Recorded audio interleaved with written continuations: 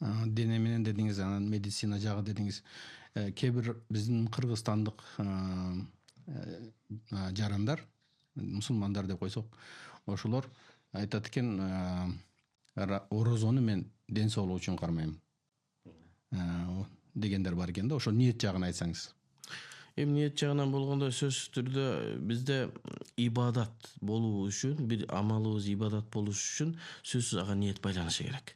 Себеби ибадат, адат, мындайча айтканда күнүмдүк болгон нерседен ибадат ниет менен айырмаланат да.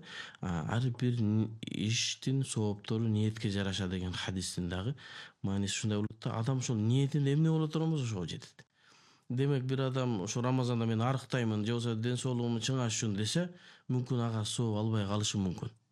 Ошон үчүн ниетти сөзсүз түрдө Аллах Таалага кылыш керек. Мен Аллах Таала мага буйрук кылган нерсени, орозону кармап жатам десе, андан кийин ошо аруктоо же болбосо баардыгы ошонун аркасында ичине кирип кете берет. Ошон үчүн ниети биринчи жалгыз Аллах үчүн орозо кармап жатам, ошол буйрукту аткарып жатам. Аллахым мага ушул орозомду эсен аман акырына чыгарышты насип эткин деп дуа кылса, иншалла баардыгы өзүнүн ордуна келет деген оюнда. Демек, ниетти биз Алла үчүн кылсак, калганы баардыгы Алла Таала өзү берет экен. Кудай Тааланын буйругун аткарыш аркасынан сообун да алат экен, ден соолугун да чыңдайт экен, арыктайм десе арыктайт да экен.